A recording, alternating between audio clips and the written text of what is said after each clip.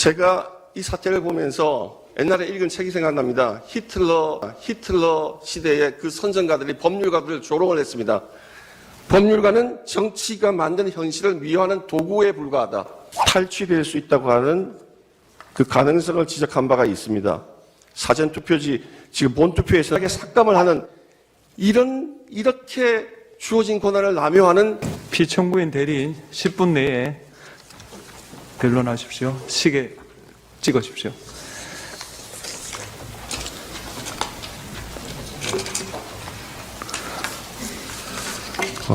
본안 변론을 하기에 앞서서 먼저 간단한 변호인의 이 사건에 대한 생각을 진술하도록 하겠습니다. 준비기일에서 본 사건이 형식적으로는 국회 소추인과 대통령의 사건이고 또 국회를 장악한 야당과 대통령 사이 대립이며 체제 변혁 세력과 체제 수호 세력의 대립이라고 말씀을 한 것을 영상으로 보았습니다. 본 변호인은 거기에 붙여서 하나 더 말씀을 드리고자 합니다. 친중 반미 세력과 친미, 친서방, 친자유 민정 세력 간의 대립이 이것의 분명한 본질임을 말씀드립니다.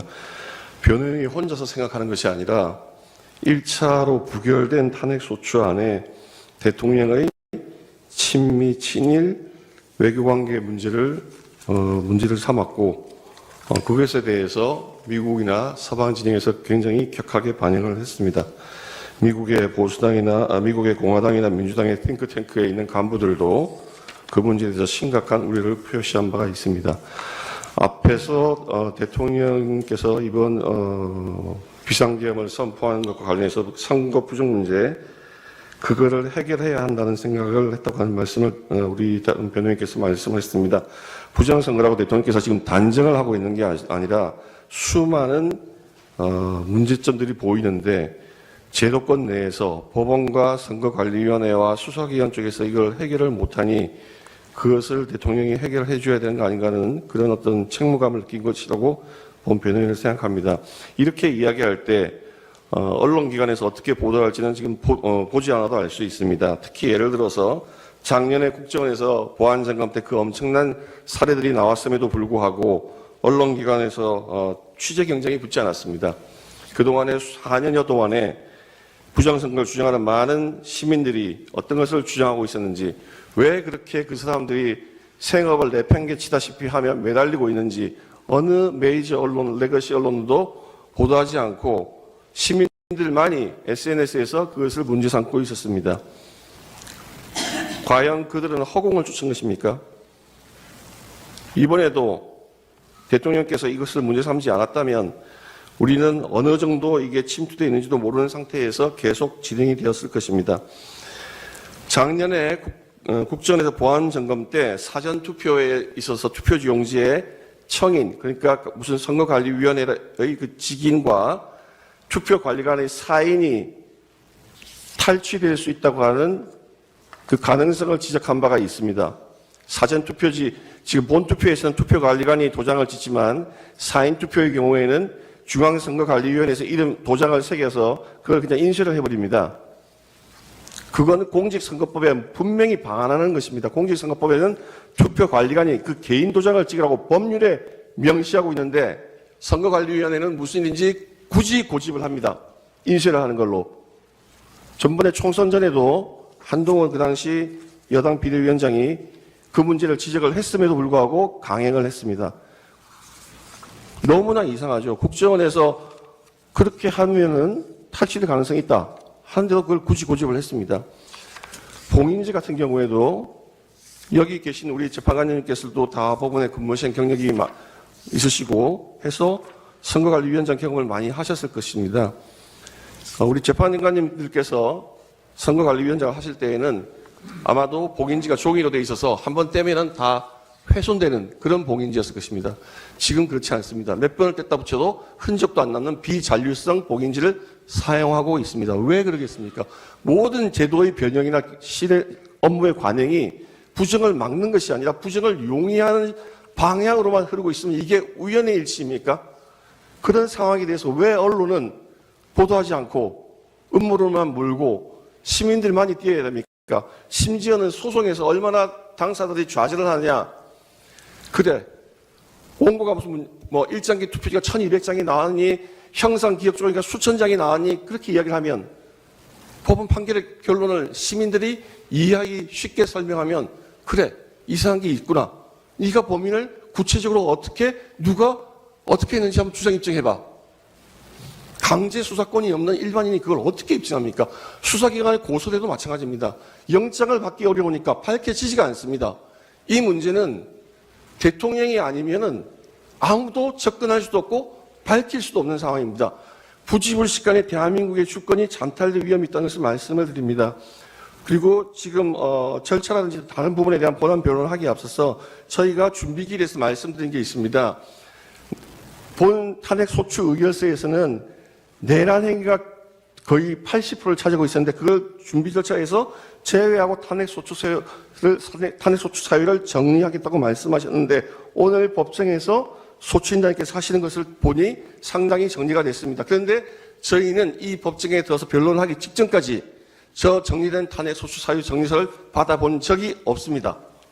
이거는 방어권의 심각한 침해이고 저희가 그래서 변론 준비 개시에 대한 이의 신청을 하면서 정리된 사유를 받아보지 못했으니 그걸 보고 변론을 할 수 있게 해주십시오. 방어권 보장을 위해서 꼭 필요합니다. 말씀을 드린 바가 있습니다. 그래서 오늘은 탄핵 소추서를 기준으로, 탄핵 소추 의결서를 기준으로 말씀을 드리고 차후에 간단하게나마 저희가 거기에 대해서 변론할 수 있는 기회를 주시기를 재판부께 간곡히 당부를 드립니다.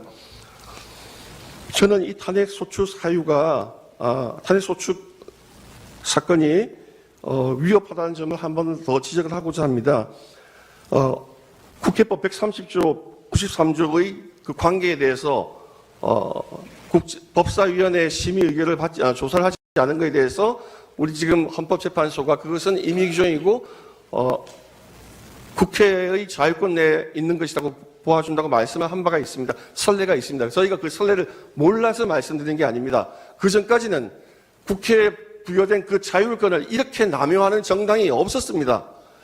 국회를 장악한 민주당이 탄핵 소추를 이 22번을 남발하면서 그것도 야당 대표의 범죄 혐의를 수사하는 검사들, 방송에 관계된 방통위원장, 장관들 무차별 탄핵 소추를 하고 국가의 정상적인 운영을 방해하고 국민의 어떤 안보라든지 국민 생활이라든지 이런 걸 위한 예산을 무분별하게 삭감을 하는 이렇게 주어진 권한을 남용하는 정당은 없었습니다.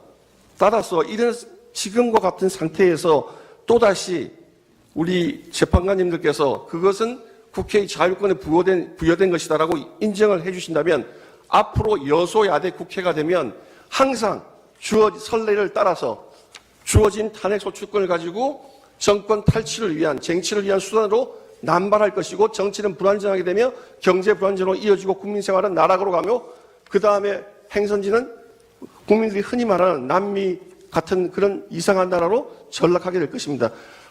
제가 이 사태를 보면서 옛날에 읽은 책이 생각납니다. 히틀러 시대의 그 선전가들이 법률가들을 조롱을 했습니다. 법률가는 정치가 만든 현실을 미화하는 도구에 불과하다. 그 글을 읽으면서 굉장히 비참한 감정을 느꼈습니다. 이제 헌법재판소의 우리 재판관님들께서 헌법이 살아있다고 하는 것을 보여주셔야 되고 87년 체제 헌법은 제왕적 대통령제가 아니라 국회 절대 우위의 헌법입니다. 이제 그동안에 우리 김대중 대통령이나 김영삼 대통령 그런 분들이 계셨을 때에는 자제를 했습니다.